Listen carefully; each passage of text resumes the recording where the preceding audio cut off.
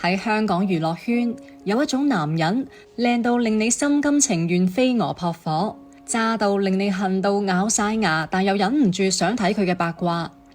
吳卓羲就係呢種男人。入行20幾年，緋聞女友多達16個以上，由 TVB 當家花旦到內地新生代女星，由馬來西亞鋼琴女神到神秘圈外富家女，佢一個人殺騙咗半個娛樂圈嘅靚女。大到依家46歲人都仲係孤家寡人一個，港媒送咗佢一個好響亮嘅花名，叫花旦屠夫。而佢對每一段緋聞嘅標準回應永遠得4個字，只係朋友。呢個故事要由1979年9月2號講起。一個叫吳兆棠嘅仔喺沙田顯徑村出世，屋企好普通，阿爸做運輸揸貨車，阿媽係師奶。按照香港草根階層仔女嘅成長軌跡，佢嘅人生本來應該平平無奇，但吳兆棠偏偏天生一副好皮囊，身高1.8米，五官深邃，笑起身有種令人招架不住嘅少年感。只可惜少年時嘅佢將天賦全部用晒喺作死上面，走堂、食煙、打交、練車，係學校出晒名嘅爛仔。讀完初中之後就再冇入過課室啦。命運喺佢15歲嗰年猛力踩咗一腳剎車。1994年前後，吳兆棠同幾個死黨無牌駕駛練車揾刺激，遇到咗一場好慘烈嘅車禍，同車5個人，3死2傷，3個好兄弟當場死咗，而佢奇蹟咁由死亡線度返嚟。嗰一刻，15歲嘅少年徹底醒咗。佢後來回憶呢段經歷嘅時候話，嗰場車禍令我明白咗生命嘅寶貴。由嗰時開始改名吳卓羲，卓爾不凡，氣光萬丈，寓意重新做人。改過自身之後嘅吳卓羲揀咗一條意想不到嘅路，學跳舞。佢入咗香港舞蹈藝術學院主修拉丁舞，嗰對原本用嚟打交嘅長腿喺舞池度揾到咗新嘅歸宿。1998年，佢考入 TVB 第7期舞蹈藝員訓練班，做咗熒幕上嘅伴舞。命運再一次眷顧佢。拍戲期間，影帝古天樂睇中咗呢個跳舞跳得好又生得靚仔嘅後生仔，親自推薦佢去讀 TVB 藝員訓練班。2000年，吳卓羲正式入行，開始咗佢嘅演員生涯。頭2年係跑龍套嘅苦日子，《烈火雄心2》《流金歲月》裏面，佢只係一個連對白都冇幾句嘅小角色。但轉折好快就嚟啦。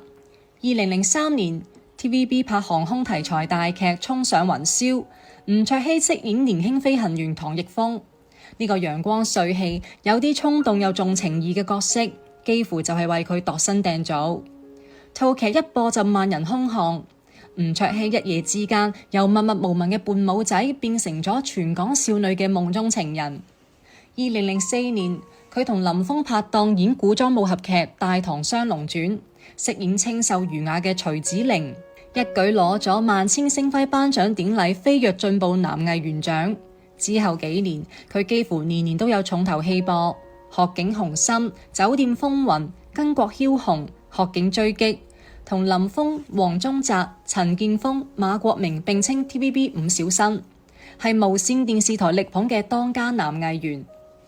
事業騰飛嘅同時，佢嘅感情生活都好似坐上咗過山車，唔係，應該話係旋轉木馬，因為上面坐嘅人一個接一個咁換。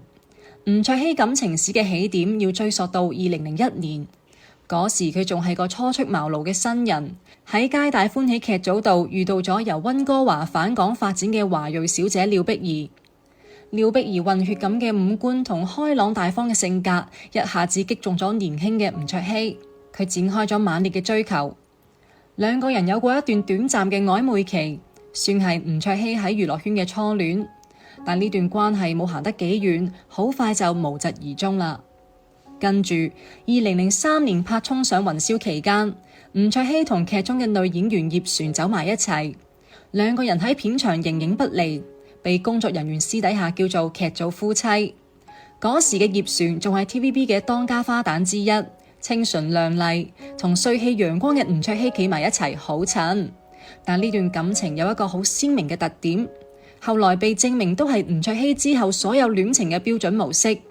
戲拍完，感情都殺青，兩個人隨住劇組解散而自然分開，嚟得快，去得都快。多年之後，兩個人喺另一個劇組再次相遇，反而相處融洽，冇半點尷尬，好似當年嗰段感情不過係一場大家都心知肚明嘅限時體驗。值得一提嘅係，喺呢個階段，吳卓羲仲收穫咗人生中嘅第一個緋聞對象楊怡，兩個人合作咗《鶴景雄心》《大唐雙龍傳》等多部劇集，加上同屬經紀人嘉利旗下，關係密切，媒體自然蠢蠢欲動。吳卓羲後來回憶呢件事嘅時候，講咗句好有意思嘅說話，記得第一次同楊怡傳緋聞嘅感覺真係好恐怖，好怕佢誤會係真嘅。言下之意，佢同楊怡真係只係純粹嘅朋友，但呢句只係朋友，後來俾佢用喺太多人身上，以至於冇人再信。如果要喺吳卓羲嘅感情史裏面揀一段最真嘅戀情，好多知情人會指向官恩娜。2005年，吳卓羲喺 TVB 劇集《酒店風雲》入面同官恩娜飾演情侶，戲裏面甜蜜，戲外都擦出咗真實嘅火花。兩個人由片場一路曖昧到片場之外，維持咗一段長達大概3年嘅地下戀情。之所以話係地下，係因為吳卓羲自始至終都冇承認過。但狗仔隊唔係食齋㗎，最經典嘅一幕發生喺某個深夜，吳卓羲揸車送官恩娜返屋企，途經香港海底隧道嘅時候遇到塞車，漫長嘅等待、密閉嘅空間、曖昧嘅氛圍，兩個人喺車入面忘情激吻，俾人目擊。消息爆出之後，官恩娜淡定咁解釋：我哋就係好朋友關係，佢拍戲太晏，順路送我返屋企。記者不依不撓咁追問：但係你哋住嘅地方根本唔順路喎。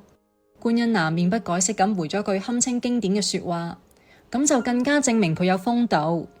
至於車內熱吻，佢話嗰個係角度問題引起嘅誤會，呢句話後來成為咗香港娛樂圈嘅名梗。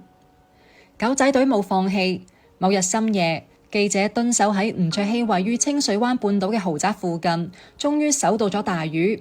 官恩娜被影到由吳卓羲屋企度行出嚟，據港媒描述，佢發現記者之後大驚失色，急急忙忙捉咗件衫嚟披上，真空落樓，由後門落荒而逃，雙手緊緊捉住胸前嘅衫，以免走光，連褲腳裂開都顧唔到。畫面之狼狽，令食瓜群眾津津樂道咗好耐。更加精彩嘅後續出現喺多年之後，官恩娜喺 TVB 節目《星星同學會》入面唔點名咁鬧咗一段往事。佢曾經被某位圈中男藝人深夜帶去僻靜嘅海邊吹海風，結果撞到咗巡邏嘅警察查身份證。警察認出咗嗰個男人之後，隨口講咗句令佢崩潰嘅說話：又係你？琴晚係你，今晚你又嚟？言下之意，呢個男人每日夜晚都帶唔同嘅女人嚟呢度。主持人吳君如當場估，係唔係嗰個484唱 K 啊？官恩娜微笑不語，算係默認。呢段大概3年嘅戀情，最後以官恩娜受傷離場而告終。據圈內人透露，分手原因係男方嘅行為不檢點，講白啲就係花心。官恩娜後來喺微博度寫咗一段好有心意嘅說話：世人終於知道真相，我都愛過痛過，最終係受傷離場，仲曾經被誤會攞愛情做宣傳，字裏行間全部係心酸同委屈。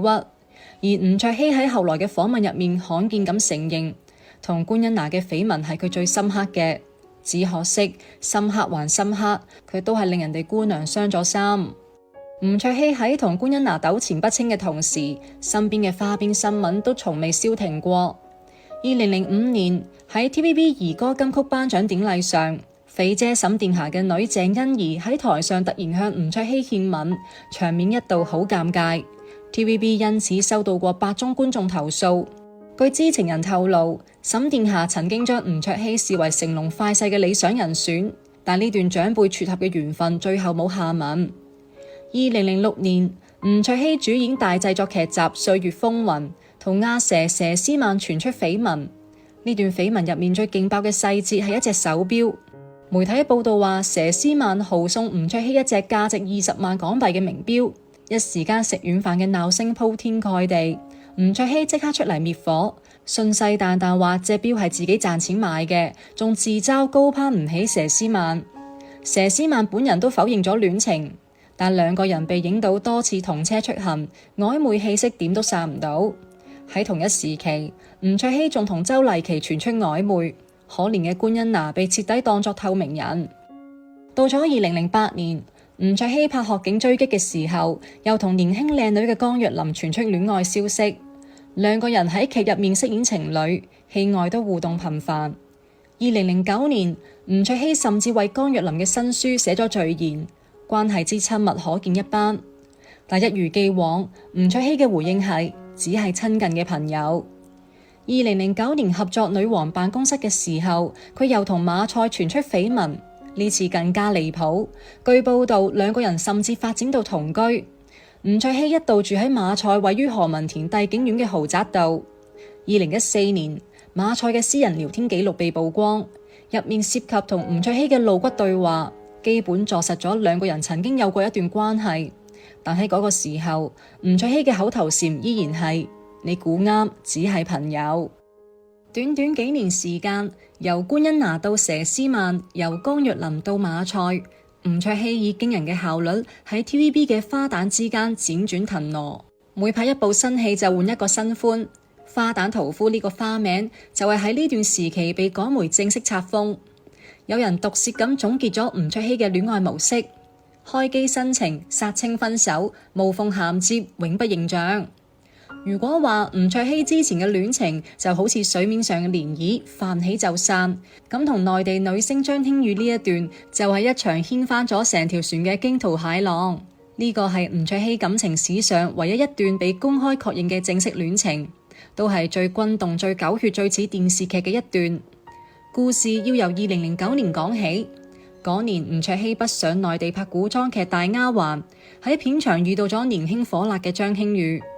張馨予嗰時仲未係後來嗰個紅遍大江南北嘅話題女王，但已經憑住出眾嘅外貌引起唔少關注。兩個人喺劇組日久生情，開始秘密交往。呢段戀情持續咗2年幾，一直被小心翼翼咁隱藏住，直到2011年12月7號嗰個深夜。2011年12月7號凌晨，正在參加好朋友梁靜琪婚宴嘅吳卓羲，突然發現自己嘅微博炸咗。原來佢嘅微博賬號喺午夜時分發佈咗一張相，相入面張馨予着住黑色皮衣未卸妝，瞓喺一張床度自拍，配文寫住好攰，收工之後咩都唔想做，只想瞓覺，頭好痛。呢條微博係吳卓羲賬號上嘅第444條，喺粵語文化入面444諧音死死死，網友驚呼好邪。更加關鍵係眼利嘅網友好快發現咗破綻。吳卓羲平時發微博一貫使用繁體字，而呢條卻係簡體字，顯然唔係出自佢本人之手。真相呼之欲出，呢個係張馨予用吳卓羲嘅微博賬號發嘅。呢個就係轟動一時嘅微博逼宮事件。張馨予用呢種幾乎係自殺式嘅方式，強行公開咗兩個人嘅戀情。呢條微博喺網上瘋傳咗大概4個鐘之後被刪除，但係截圖早已滿天飛。TVB 高層樂易玲出面解圍嘅時候透咗底，張小姐有吳卓羲微博嘅賬號密碼。阿希同我講，可能佢想我關注佢多啲。呢句話信息量好大，一方面暗示張馨予係因為得唔到足夠嘅關注同安全感先出此下策，另一方面都透露出吳卓羲喺呢段關係入面嘅態度有幾咁冷淡同被動。被逼到牆角嘅吳卓羲終於鬆口，喺微博上發文承認戀情。我哋兩個依家好開心幸福，拍拖係好普通嘅事。呢個係佢20年演藝生涯入面唯一一次公開承認有女朋友。但係被逼營業嘅戀愛終究經唔起考驗。張馨予好快發現，即使戀情公開咗，吳卓羲嘅花心病都絲毫冇改善。2011年，吳卓羲拍《法證先鋒3》嘅時候，同徐子珊傳出日久生情嘅緋聞，被影到貼心接送女方返屋企。據報道，張馨予甚至直接打電話質問徐子珊，場面一度好火爆。與此同時，馬來西亞鋼琴女神李元玲都闖入咗呢場混戰，令局面徹底失控。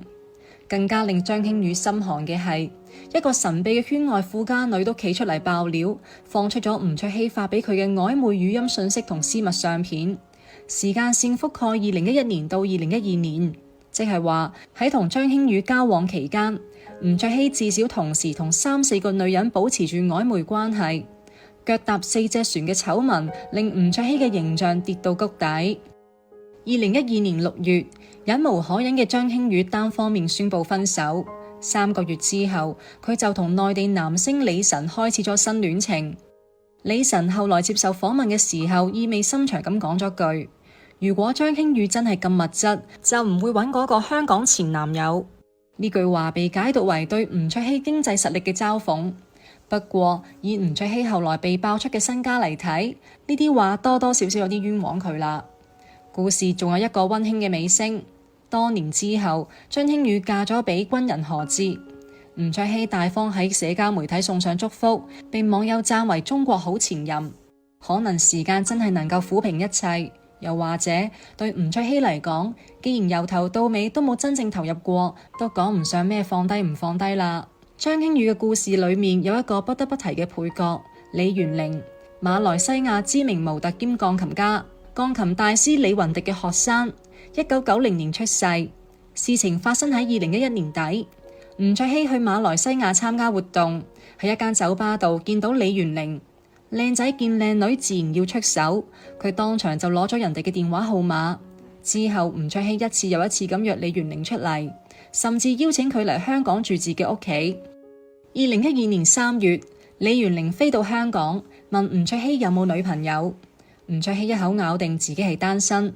但係好快，李元玲收到咗一條嚟自陌生號碼嘅語音短信，對方自稱係吳卓羲嘅老婆，警告佢離吳卓羲遠啲。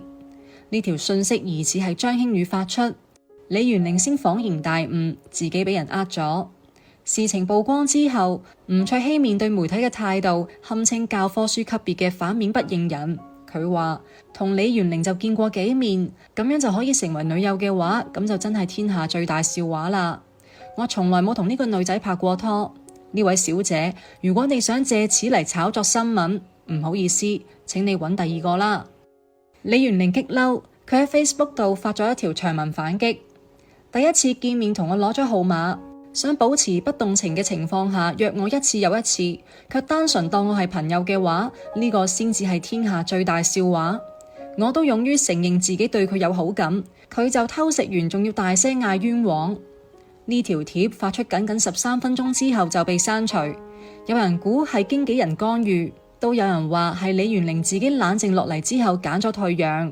最後呢個馬來西亞姑娘只係留低一句我好失望，我好傷心，就退出咗呢場鬧劇啦。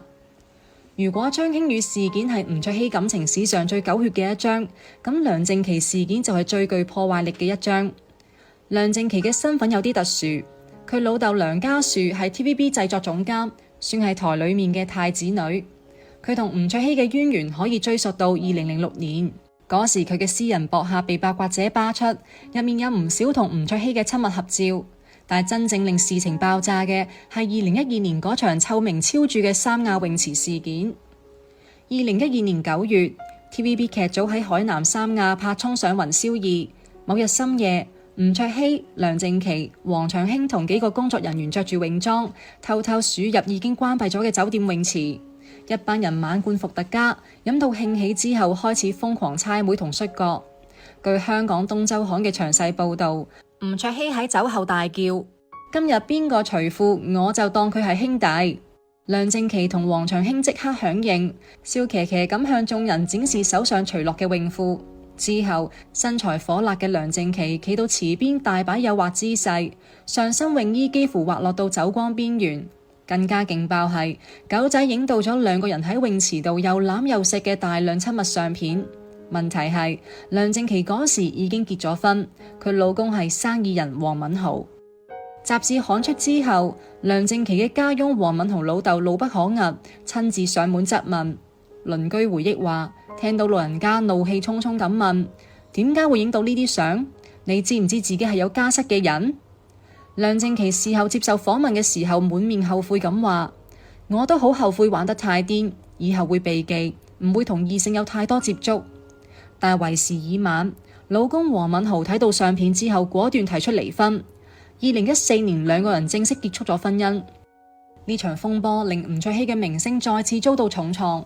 更加攞命嘅係，梁靜琪老豆梁家樹喺 TVB 有住舉足輕重嘅地位，得罪咗呢位太子女嘅家人，吳卓羲喺 TVB 嘅日子自然都唔好過。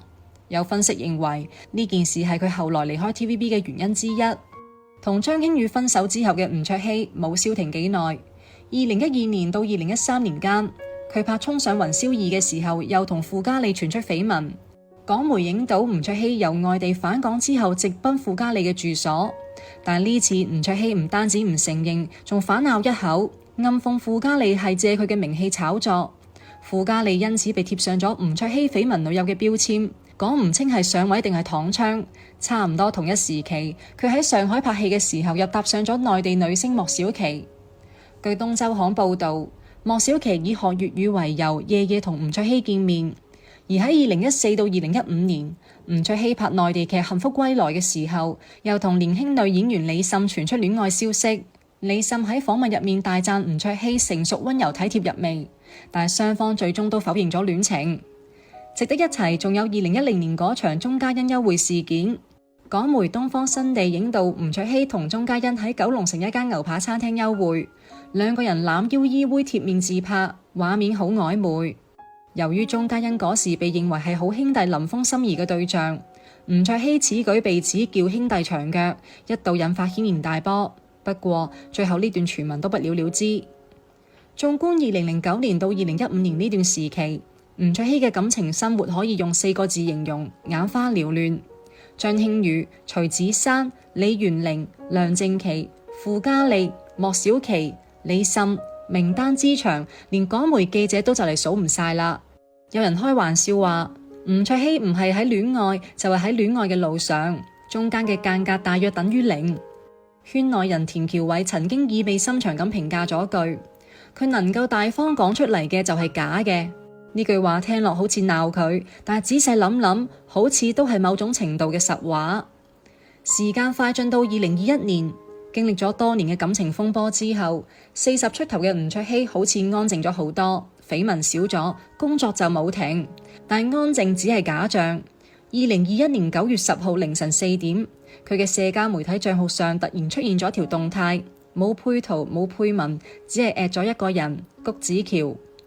谷子喬本名陳曉儀，TVB 旗下嘅星夢一姐，歌手，1986年出世，比吳卓羲細7歲。呢條凌晨4點嘅 at 好似一粒深水炸彈，瞬間引爆咗成個娛樂圈。熟悉吳卓羲情史嘅老粉絲一睇就笑，呢一幕何其眼熟啊！10年前張馨予用佢嘅微博發床照逼宮，10年後谷子喬登錄佢嘅社交賬號 at 自己宣示主權，手法如出一轍，只係更加含蓄咗少少。有網友調侃，吳卓羲嘅女朋友全部都學識咗同一招，既然你唔肯公開，咁我就自己喐手。吳卓羲嘅反應都同10年前一模一樣，否認。佢解釋話，兩個人認識已經有一段時間，只係話俾佢聽啱啱加咗關注，但係邊個都唔信。之後嘅證據越嚟越多。2021年跨年夜，吳卓羲攜家人到場支持谷子喬嘅演唱會，大讚唱得好好聽。2022年3月，港媒多次影到谷子喬深夜揸車去吳卓羲位於深井碧堤半島嘅豪宅過夜，第二日早上先離開。小區居民都多次目擊兩個人前後腳出現，所有人都睇得出佢哋就係拍緊拖，但吳卓羲死都唔承認。呢段關係持續咗大概3年，最後喺2024年行到盡頭。谷子喬喺一次活動入面公開表示唔想再單身，急需揾同居男友，措辭明顯暗示同吳卓羲已經徹底冇發展可能。冇幾耐，佢被影到同 ERROR 成員吳寶琪交往，開始咗新嘅姐弟戀。當記者攞住呢啲新聞去問吳卓羲嘅時候，佢嘅回應依然冰冷而簡短，冇咩好問，冇咩好講再見。後來被追問谷子喬同吳寶琪拍拖一事嘅時候，佢先講咗句恭喜，隨即又改口我唔知，表情複雜。截至2026年2月，吳卓羲46歲，未婚冇仔女。喺昔日 TVB 5小生入面，林峰早已娶妻生仔，陳鍵鋒淡出娛樂圈，馬國明結咗婚，得返佢同好兄弟黃宗澤仲喺單身狗嘅行列度苦苦支撐。佢點解唔結婚？呢個問題俾記者唔知問咗幾多次，佢嘅回答都隨住年齡嘅增長而不斷變化。後生嗰陣佢講嘅係賺夠先結婚。2012年正處於事業上升期嘅佢直言不諱，賺夠先可以結婚，如果等唔到我就揾第二個。喺佢睇嚟，冇足夠嘅經濟基礎就結婚係唔負責任，而且佢對公開戀情都好抗拒，先工作，適當時候會講。雖然嗰個適當時候好似永遠都唔會嚟，佢都提到過被港媒追蹤嘅壓力，同異性單獨食餐飯被影到都要解釋一大輪，不如算，唔想影響人哋，依家只係想賺住錢先。呢啲話都唔係完全係借口㗎。以佢嘅前科，任何女性一旦被影到同佢同框，第二日就會被打上吳卓羲新歡嘅標籤，換轉第二個都頂唔順啦。講到擇偶標準，佢喺唔同場合講過幾個關鍵詞：溝通、孝順、年齡差唔超過4歲。佢喺某次選美活動上表示，揀另一半一定要有共識及個人溝通。我對擇偶當然好嚴選，首要係溝通，其次一定要好錫我家人。佢仲透露過，如果結婚，婚前財產全部俾阿媽。呢啲說話聽落好似喺度考驗未來老婆嘅誠意，都好似喺度為自己設置一個邊個都翻唔過去嘅門檻。講到阿媽，呢個係吳卓羲生命入面最重要嘅女人。阿爸喺2015年因為癌症過身之後，吳卓羲對阿媽更加孝順，存款喺香港為佢買咗樓，仲話以後結咗婚都要同阿媽住埋一齊。至於阿媽催婚呢件事，吳卓羲講咗一個令人哭笑不得嘅故事。反而依家阿媽唔夠膽催，因為有次我喺訪問度提到阿媽催婚，結果令佢上咗好幾日報紙。佢係低調嘅人，由嗰時起再都唔敢提。不過阿爸過身之後，阿媽都曾經公開話希望佢早啲生仔抱孫。到咗2024年底，已經45歲嘅吳卓羲喺灣仔出席活動嘅時候，話裏話外透露出咗一絲罕見嘅寂寞。佢話緣分到，女主人自然會出現，自己都係喺度渴望中。自己喺2002年入行嘅時候已經做好迎接另一半嘅準備，只可惜依家仲未遇到。記者注意到佢講呢段話嘅時候額頭直冒汗，好似身體比佢更加誠實。被問到好兄弟黃宗澤有冇幫佢介紹女朋友，佢苦笑住講：佢自己都有呢方面嘅需求，邊會有機會同我介紹啊？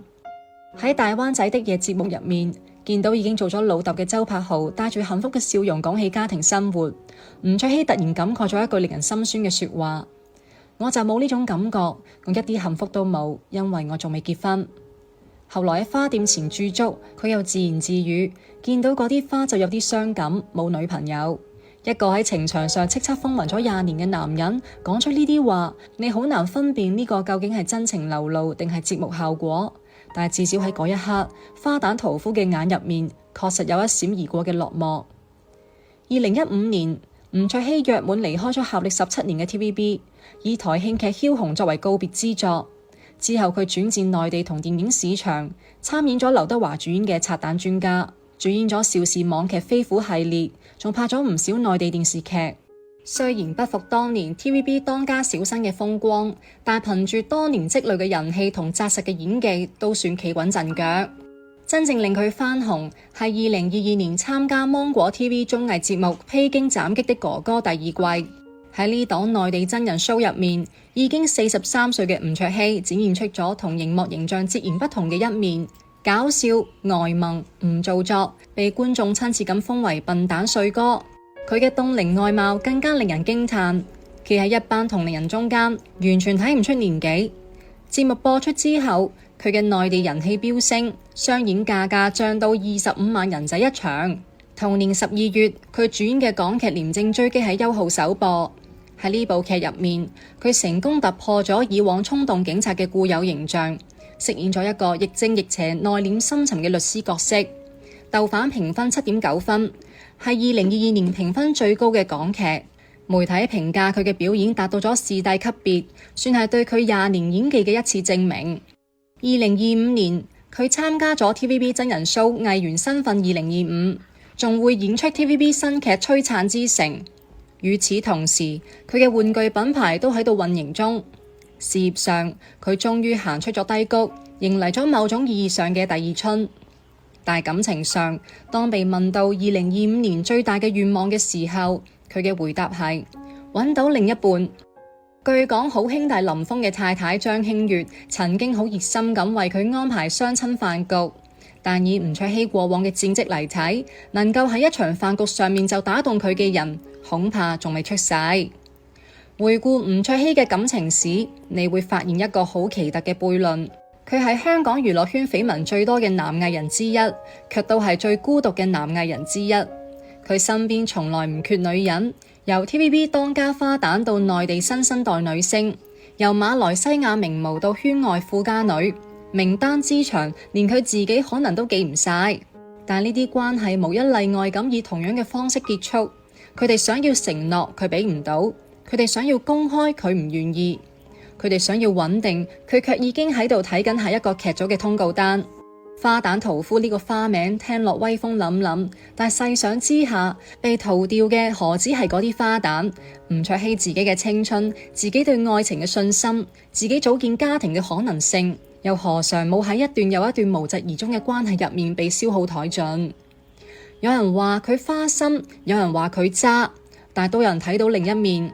一個15歲經歷生死嘅少年，一個喺底層摸爬滾打多年先出頭嘅演員，一個阿爸早逝之後獨自擔起頭家嘅仔，佢骨子裏面對安全感嘅極度渴望，同對承諾嘅極度恐懼，可能係同一個銀仔嘅兩面。佢不停咁開始新嘅關係，係因為佢渴望愛；佢不停咁逃離每一段關係，係因為佢驚失去。2024年底，當45歲嘅佢喺灣仔街頭對住鏡頭講出我一啲幸福都冇嘅時候，你唔知應該笑佢定係心痛佢。佢話佢喺度等緣分，但緣分嚟過咁多次，佢一次都冇接住。好啦，今日嘅故事就講到呢度。如果你鍾意呢條片，記得俾個讚，訂閱我哋嘅頻道。我哋下次再見啦。